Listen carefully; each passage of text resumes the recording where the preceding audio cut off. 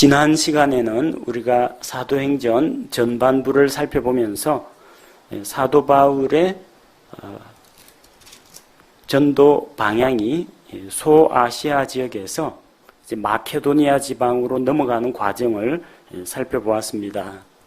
그 마케도니아 지방에서 으뜸가는 도시 빌립보에 도착해서 거기서 루디아라고 하는 자주색 옷감 장수 여인을 만나 그녀가 예수님을 믿고 구원을 받은 사실을 살펴보았습니다. 자, 오늘 계속되는 사도행전 16장 16절 이하의 그 본문 내용은 사도 바울이 빌립보에서 복음을 전하는 그 이야기입니다. 16절에 보니까 우리가 기도하러 가다가 점치는 영에게 사로잡힌 어떤 소녀를 만났다고 했습니다. 점치는 일은 하나님께서 미워하시는 일입니다. 하나님께서는 사람으로 하여금 장래 일을 알지 못하도록 하셨습니다. 전도서 7장 14절 말씀에 미래 일을 아는 것은 우리에게 허용되어 있지 않습니다. 그런데 자기에게 허용되어 있지 않은 것을 어떤 신비한 힘을 빌어가지고 꼭 알아내려고 하는 사람들이 있습니다.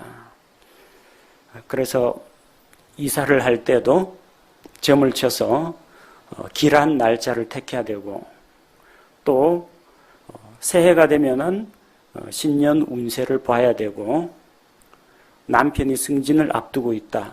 자녀가 시험을 앞두고 있다. 그러면은 점장이 무당을 찾아가는 사람들이 있습니다. 점을 치는 무당이나 마술사나 점쟁이나 이런 사람도 하나님 앞에서 엄중한 처벌을 받게 되겠지만 그렇게 이런 영매들, 무당들을 통해서 어둠의 세력과 서로 교통하는 이런 사람들도 하나님 앞에서 나중에 큰 벌을 받게 됩니다. 이 본문에 등장하는 이 어린 소녀는 마귀의 영에게 사로잡혀서 점을 치는 그런 사람이었습니다. 점쟁이들 가운데에도 무슨 이런 책자 펼쳐놓고 책자 짚어가면서 아주 동양 철학 사상에 기초해서 논리적으로 풀어가는 이런 점쟁이가 있는가 하면 이 마귀의 힘을 빌어가지고 점을 치는 사람들이 있습니다. 그런 점쟁이가 우리가 흔히 말하는 용한 점쟁이라고 합니다. 그들의 말로는 귀신같이 알아맞힙니다. 귀신은 없으니까 마귀같이 알아맞힙니다. 그런 마귀의 힘을 빌려가지고 점을 치는 이 소녀였는데 이 소녀는 마귀에게 사로잡힌 상태였습니다. 그래서 마귀의 능력이 그 소녀를 통해서 나타나는 겁니다. 신통력이 있으니까 점괘가 잘 맞습니다. 그러다 보니까 복채가 많이 들어오겠죠. 주인들이 바로 이 소녀로 인해서 돈을 많이 벌었습니다. 그런데 바울과 실라와 이 바울 일행이 빌립보 시내에 다니면서 말씀을 전하는데 이 마귀 들린 이 소녀가 꼭 따라다닙니다. 따라다니면서 회방 놓는 건 아닙니다. 이 사람들은 지극히 높으신 하나님의 종들이다. 그리고 우리에게 구원의 길을 보여주는 사람들이다. 이렇게 선포하고 다녔습니다. 사실 이 불신자들을 믿지 않는 유대인들은 바울이 하나님의 사람인 것을 알아보질 못했습니다. 누가 알아봤느냐? 마귀들은 알아본다는 겁니다. 유대인들이 예수님을 하나님의 아들로 인정하지 않고 배척할 때 마귀 들린 자들은 꼭 예수님을 만나면 그 앞에 엎드러지면서 당신은 하나님의 거룩한 자십니다. 당신은 하나님의 아들이십니다. 마귀들은 잘 압니다. 원래 셋째 하늘에 타락하기 전에 천사들이었기 때문에 거기에서 삼위일체 하나님을 그들은 만났습니다. 그래서 자기들은 압니다. 또 사도 바울도 알아봅니다. 하나님의 사람이요 복음 전도자요 예수 그리스도의 사도라는 사실을 이제 알고 있습니다. 자, 그런데 한두 번이 아니고 여러 날을 바울 일행이 가는 데마다 쫓아다니면서 이렇게 이야기하니까 이 사도 바울도 근심하고 괴로웠습니다. 그 소녀가 하는 말이 틀린 건 아닙니다. 이 사람들은 하나님의 종들이다. 맞죠? 우리에게 구원의 길을 보여주는 자들이다. 맞죠? 틀린 말은 아닙니다. 그런데 계속 말씀 전하는데 계속 따라다니면서 이렇게 이야기하니까 사람들이 말씀의 귀를 기울이지 않고 이 신통력 있다는 점쟁이 소녀의 말에 주목을 하고 그 입에서 무슨 말이 나올까 기다리다 보니까 관심이 다 분산되고 마는 겁니다.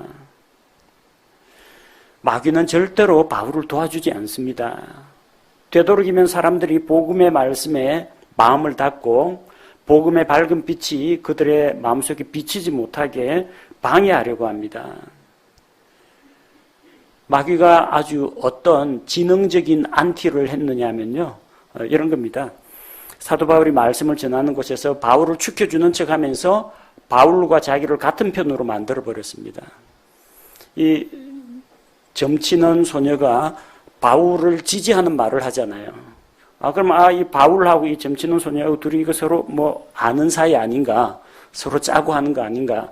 저 마귀의 힘으로 점치는 여자잖아. 그럼 바울도 같은 부류겠네. 이런 식으로 돼버리는 겁니다.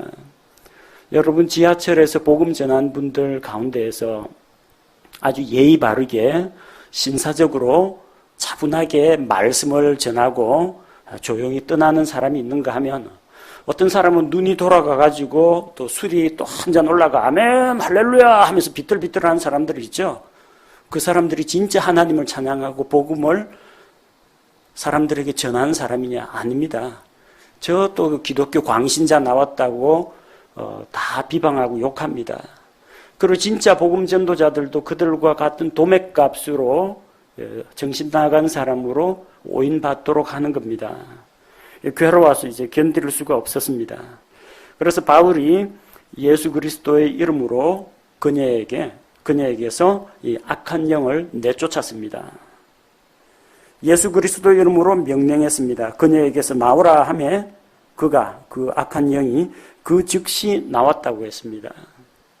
자, 이렇게 악한 마귀를 쫓아내는 이런 일은 사도의 권능에 속한 겁니다. 사도의 권능에 속한 겁니다. 우리가 그 시대 사도들처럼 사도들의 기적을 다 행할 수 있는 건 아닙니다.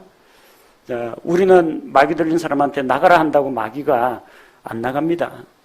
우리가 할 수 있는 방법은 무엇입니까? 그 사람에게 하나님의 말씀을 선포하고 복음을 전해서 그가 예수 그리스도를 받아들이면 예수님께서 그 안에 들어가시면 악한 마귀는 쫓겨납니다. 또 그 사람이 마귀의 속박에서 해방되게 해달라고 우리가 기도할 수가 있습니다. 우리에게는 사도와 같은 그런 권능은 없습니다. 우리에게 뭐가 있습니까? 복음을 전할 수 있도록 하나님께서 복음의 말씀을 맡기셨습니다. 하나님의 자녀로서 아버지 하나님께 기도할 수 있는 특권을 주셨습니다. 우리는 그런 방법으로 악한 마귀를 내쫓을 수가 있습니다. 자, 악한 영이 그 소녀에게서 떠났습니다. 이제 해방되었습니다. 무엇으로부터 해방되었습니까? 마귀의 종에서 해방되었습니다. 마귀의 능력을 빌어가지고 사람들이 길흉화복을 점치고 그 사람의 과거 이런 기억들을 더듬어내고 하는 이런 일을 했는데 이제 악한 마귀가 떠났습니다. 마귀에게서 해방되었습니다. 돈의 노예에서 해방되었습니다. 옛날에는 하루 종일 하는 일이 사람들 만나가지고 점치고 돈 버는 일만 했습니다. 주인이 그렇게 시키니까요. 근데 이제 돈 버는 능력을 잃어버렸습니다. 이제는 돈의 노예가 되지 않아도 됩니다.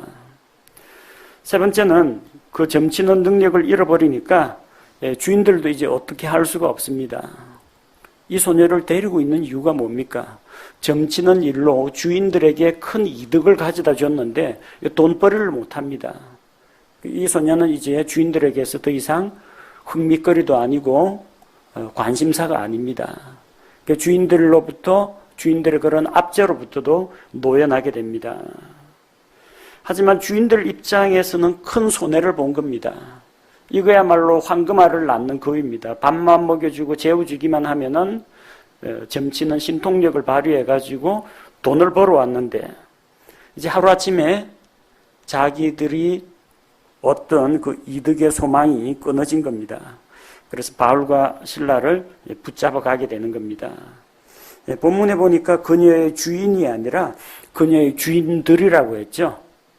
보통은 주인 한 사람이 이 종이나 노예들이나 뭐 하녀들이나 여러 명을 거느리는데 이 소녀의 몸값이 제법 비쌌던 모양입니다. 여러 주인들이 이 한 소녀를 공유했습니다. 아마 그만큼 충분한 이득을 가져다 주기 때문에 뭐 이 사람 저 사람이 같이 어불러서 공동으로 투자를 한 모양입니다. 그런데 그런 돈벌이가 끊어지게 되자 손해를 끼친 바울과 실라를 잡아가지고 행정관들 앞으로 데리고 갑니다. 그래서 그들을 고소합니다. 고소하는 내용이 무엇입니까? 첫 번째는 이 유대인들이 우리 도시, 이 빌립보 도시를 어지럽게 한다는 겁니다. 사람들에게 혼란을 일으킨다는 겁니다.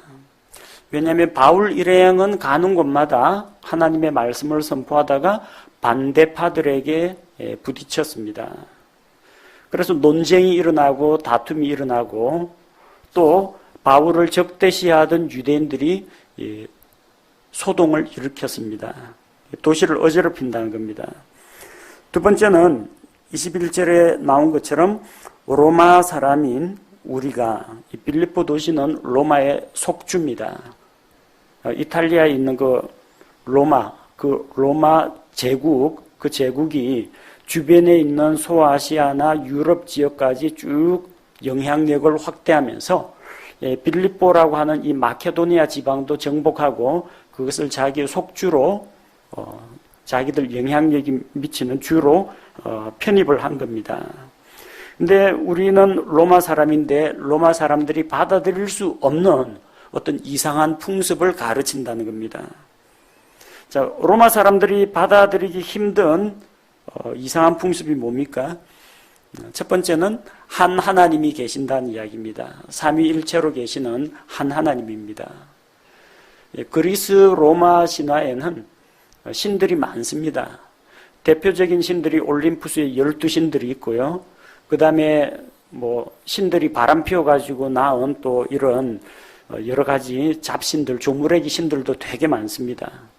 사람도 영웅이나 용사는 위대한 일을 하면 신들이 하늘에 별자리를 만들어주고 데리고 가서 신으로 만들어줍니다. 그러니까 수다한 신들이 많은데 신은 오로지 한 하나님밖에 없다고 하니까 로마 사람들이 받아들이기가 부담스러운 겁니다. 또 그들은 열심히 신에게 잘 보이기 위해서 신에게 기도를 드리고 희생물을 바치고 그렇게 자기들의 노력으로 종교의식으로 신에게 나아가려고 하는데 하나님께서는 인간의 그런 종교의식이나 율법의 행위는 아무런 가치가 없다. 예수 그리스도의 십자가의 보혈의 피 위에는 아무것도 효력이 없다고 하니까 이 우상을 섬기는 종교인들은 받아들이기가 어려운 풍습입니다. 또 로마 사람들은 십자가 하면 제일 더럽고 가증하고 수치스러운 것으로 여깁니다. 가장 흉악한 범죄자, 그리고 로마를 반대하는 이 반역자들, 배신자들, 이런 사람들에게 내리는 가장 엄중한 처벌이 십자가형입니다. 근데 자랑스럽게도 예수 그리스도가 십자가에 못 박혀 죽었다 하고 자랑스럽게 떠들고 다니니까 이게 무슨 자랑거리냐는 겁니다. 이상한 이야기 전한다는 겁니다. 또 로마 황제는 자기를 신격화해서 곳곳에 황제 동상을 만들어 놓고 황제에게 숭배하도록 가르쳤습니다. 로마 시민은 로마 황제를 숭배합니다. 그러나 천국 시민은 로마 황제를 숭배하지 않습니다. 황제 숭배는 우상 숭배다 이렇게 거부를 하니까 이 유대인들이 도시를 어지럽히고 우리가 받아들일 수 없는 이상한 것들을 가르친다는 겁니다. 그게 고발 내용입니다. 그래서 행정관들이, 그 관리들이 이 이야기를 듣고 그들의 옷을 찢어서 벗기고 채찍으로 때리게 합니다. 그리고 채찍질을 한 후에 발을 족쇄에 채우고 감옥에 가두도록 했습니다. 그리고 간수들이 지키고 있었습니다. 자, 그런데 이제 빌립보에서 하나님의 놀라운 기적이 일어납니다. 이방인들도 유대인들도 아무도 부정할 수 없는 큰 사건이 일어납니다. 한밤중이 되었습니다. 복음을 전하고 사람들에게 생명을 주고 또 마귀에게 사로잡힌 소녀를 구출하여 주는 선한 일을 했습니다. 그런데 돌아온 것은 무엇입니까? 모욕과 채찍질과 감옥에 투옥되는 것이었습니다. 억울하고 분하겠죠. 일반 사람 같으면 어떻게 하겠습니까? 하나님에 대한 원망이 나올 수도 있습니다. 예수님 잘 믿었는데, 시키는 대로 복음도 전했는데 왜 일이 안 풀립니까? 왜 이 선한 일을 하다가, 하나님 기뻐하시는 그 일을 하다가 왜 이렇게 억울하게 손해보고 감옥에 갇힙니까? 억울합니다. 하나님이 살아계시거든. 어떻게 말 좀 해보십시오. 이럴 만도 합니다. 아니면 맞은 자리가 아파가지고 만지면서 그냥 울면서 이를 갈면서 두고 보자, 이런 생각을 갖는 사람도 있을 수가 있습니다. 그런데 놀랍게도 이 사람들은 한밤중에 하나님께 기도했습니다. 그리고 노래로 하나님을 찬양했습니다. 기도하는 거야 뭐 조용히 기도하면 다른 사람이 모르겠죠. 근데 노래하는 거는 다 들립니다. 자, 죄수들이 그들의 말을 듣는데 죄수들 귀에 다 들릴 정도로 노래소리가 들렸다는 겁니다. 바로 그때 기도하고 찬양할 때 기적이 일어났습니다. 갑자기 큰 지진이 나서 감옥의 기초가 흔들리고 문이 열리고 사람들의 결박이 풀렸습니다. 단순한 지진이 아닙니다.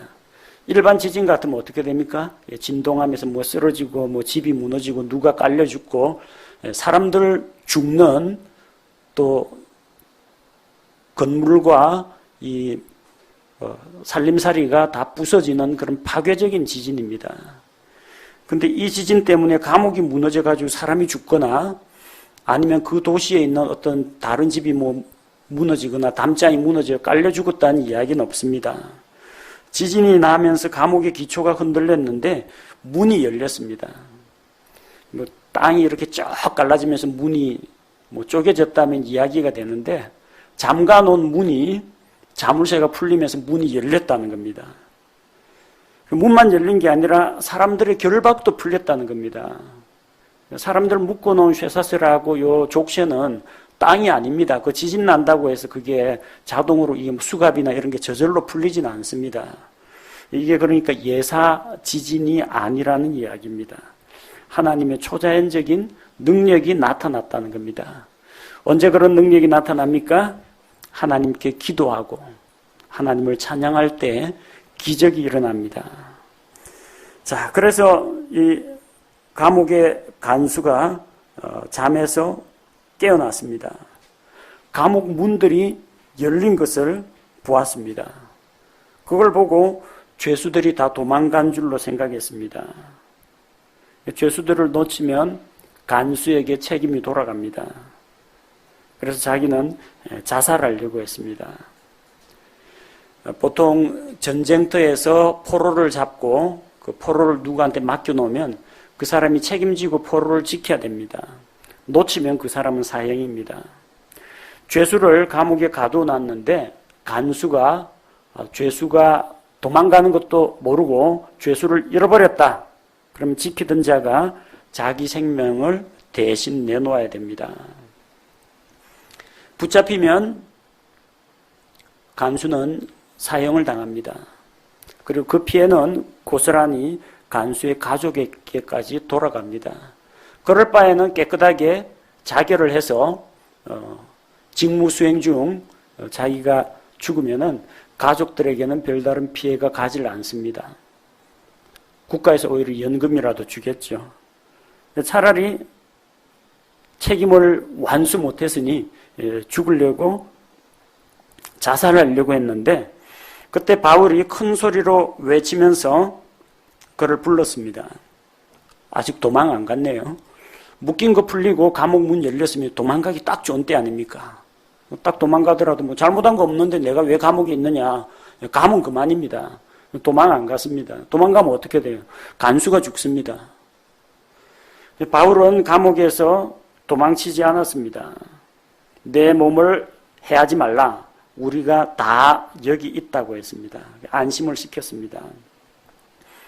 자, 그때 그가 등불을 요청하여 등불을 달라고 해서 등불을 가지고 뛰어들어가서 바울과 실라 앞에 엎드렸습니다. 그리고 구원에 대해서 질문을 합니다. 이 사람들이 이미 빌립보 도시 안에 소문이 파다하게 퍼졌죠.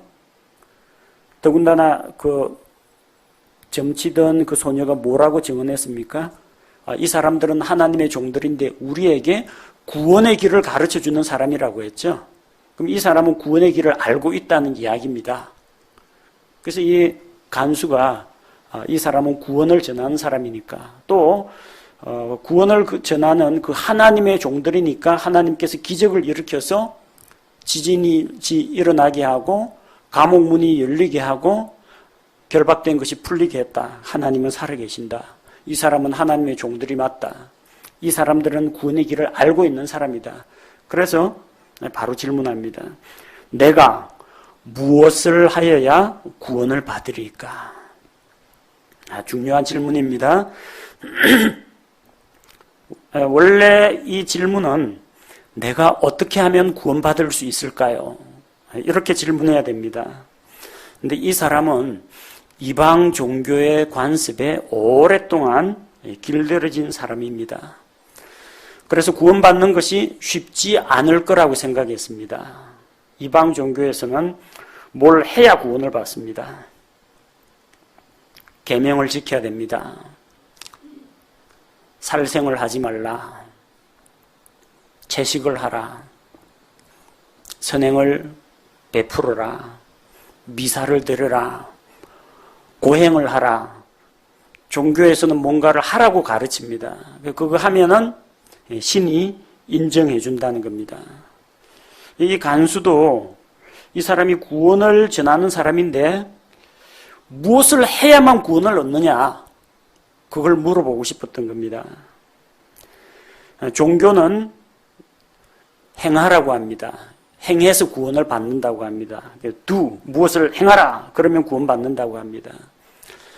예수 그리스도의 복음은 행하라가 아니라 너의 구원을 위해서 필요한 모든 것은 예수님께서 십자가에서 다 이루셨다. 예수님께서 너를 위해서 십자가에서 행하신 것을 믿으라고 합니다. 믿고 받아들이라고 합니다. 종교인들은 아직도 열심히 뭔가를 하려고 합니다. 하나님께 치성을 드리려고 합니다. 의로운 행실로 하나님께 나아가려고 합니다. 열심히 교회 헌신 충성 봉사하면 언젠가는 하나님이 구원해 주지 않을까 기대합니다. 그러나 구원받은 성도들은 행함으로 나아가는 것이 아니라 전적으로 하나님의 은혜를 믿고 의지합니다. 하나님께서 죄인들을 위해서 해주신 놀라운 일을 믿고 받아들임으로 구원을 받습니다. 그래서 바울과 실라의 대답은 간단합니다. 무엇을 하여야 구원을 받습니까? 했는데 하는 건 필요 없고 그냥 주 예수 그리스도를 믿으라고 합니다. 개혁에는 그리스도는 빠져 있습니다. 주 예수를 믿으라. 그리하면 이렇게 나오죠.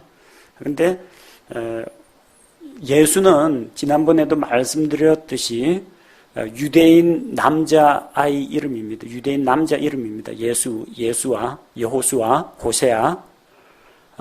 근데 그 예수를 유대인 청년 예수를 믿으라는 이야기가 아니고요. 하나님께서 예수님에게 주신 공식적인 직분이 있습니다. 메시아, 그리스도. 예수가 그리스도이심을 믿어야 됩니다. 그래서 주 예수 그리스도를 믿으라고 했습니다. 그렇게 믿을 때 내가 구원을 받고 내 집이 받으리라. 계획에는 너와 내 집이 구원을 받으리라 그렇게 기록되어 있습니다. 주 예수를 네가 믿으라. 그럼 너도 구원받고 네 집도 구원받는다.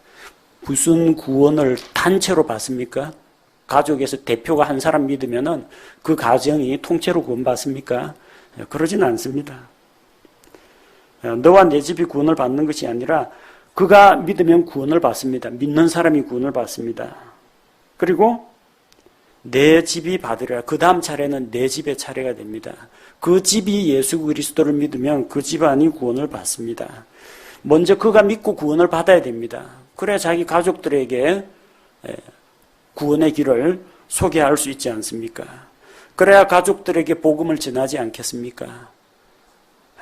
그래서 필요한 것은 당신이 예수 그리스도를, 주 예수 그리스도를 믿으십시오. 그럼 당신은 구원받습니다.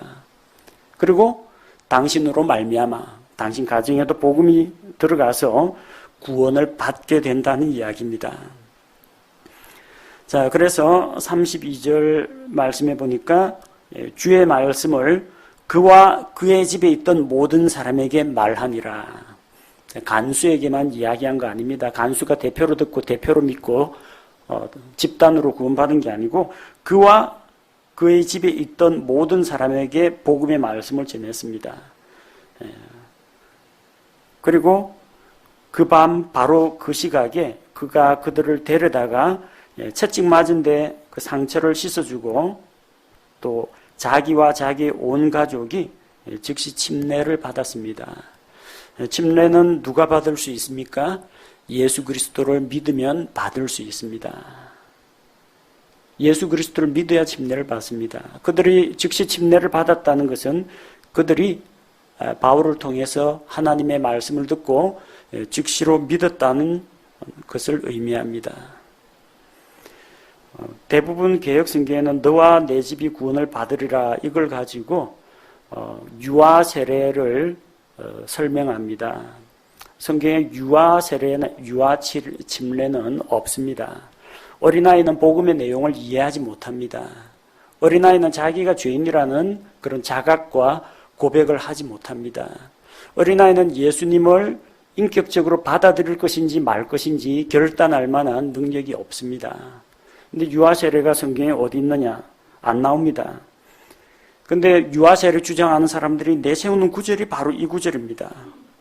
성경은 분명히 믿어야 구원을 받는다고 했는데 너와 내 집이 구원을 받으리라 하고 간수가 믿고 그 온 집이 다 세례받았다. 그 집에는 어린애도 있었을 거 아니냐. 집단 구원을 이야기하면서 그 틈에 집단으로 구원받으면서 거기에 어린애도 유아 세례 받았을 거라고 이야기합니다. 그러나 성경 말씀은 정반대입니다. 믿어야 구원받는다고 했습니다. 복음을 이해할 정도로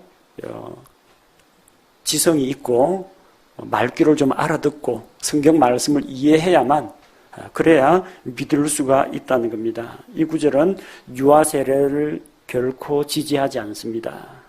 여기에 어린아이가 그 집에 있었다는 내용은 눈 씻고 찾아봐도 없습니다. 확실한 것은 믿어야 구원을 받는다는 것과 구원받은 사람만이 침례를 받을 수 있다는 것입니다. 따라서 이 구절은 오히려 믿지도 않는 유아에게는 세례고 침례고 주어서는 안 된다는 것을 우리에게 보여주고 있습니다.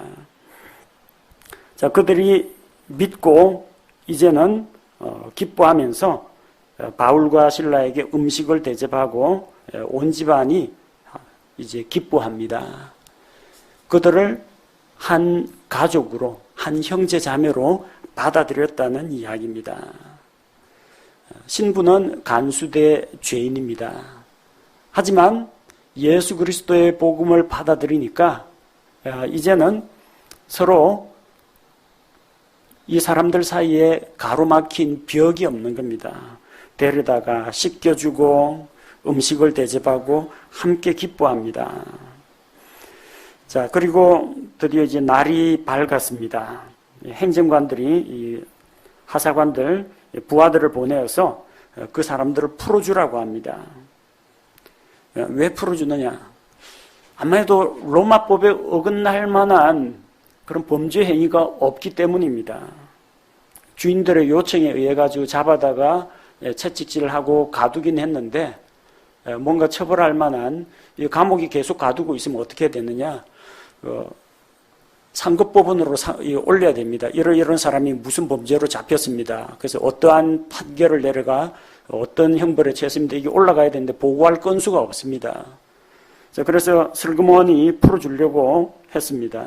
간수가 이 이야기를 전달했습니다. 자, 그래서 윗사람들이 놓아주라고 하니까 이제는 조용히 평안하게 떠나가라고 합니다. 근데 바울이 여기에서 자기의 로마 시민권을 주장합니다. 37절에 로마 사람인 우리를 죄도 정하지 아니하고 공개적으로 때리고 감옥에 가두었다가 이제는 몰래 슬그머니 이제 몰아내려고 하느냐? 그럴 수 없다. 그들이 직접 와서 이 감옥에서 우리를 데리고 나가야만 나가겠다고 하는 겁니다. 예. 지진 일어나서 문 열려도 안 나가더니 이제는 문제 다 해결되고 풀어주겠다 하는데도 안 나갑니다. 자, 이게 그 행정관들한테는 아주 치명적인 그 주장이 나왔습니다. 우리는 로마 사람이라는 겁니다. 로마 시민권을 가지고 있다는 겁니다. 로마 시민권이 가지고 있는 특권이 몇 가지가 있습니다. 그 첫째는 여행의 자유입니다. 로마의 정치 군사력이 미치는 영토 어디든지 통행증 필요 없이 자유롭게 여행할 수가 있습니다. 그래서 사도 바울은 전도 여행하는 게 자유롭습니다. 두 번째는 재판받고 재판에 의해서 형이 확정되기 전까지는 고문을 받지 않습니다. 처벌을 받지 않습니다. 반드시 정당한 재판 결과를 거쳐가지고 고발하는 자, 변호인, 그 재판관 이 사이에서 재판을 한 다음에 그 다음에 형이 확정돼야만 형을 집행할 수가 있습니다. 사적인 사사로운 형벌을 가하는 건 허용되지 않습니다. 자백을 받아내기 위해서 묶어놓고 때린다거나 고문하거나 신문하는 것도 금지가 되어 있습니다. 그리고 만약에 재판 결과에 대해서 불복한다 그러면은 로마 황제 앞에서 재판받겠다고 상소할 수 있는 특권이 있습니다. 그래서 이 이야기를 듣고 행정관들이 이 이야기를 듣고 로마 사람이라 하는 말을 듣고 두려워합니다. 로마 사람인 우리를 죄도 정하지 아니하고 무슨 죄가 있습니까? 로마법에 저촉될 만한 그런 죄는 저지른 바가 없습니다. 만약 이 사건이 로마 본국에 올라가서 보고가 되면 행정관들, 이 공무원들은 전부 다 문책당해가지고 쫓겨나올 수가 있습니다. 그래서 크게 두려워하는 겁니다.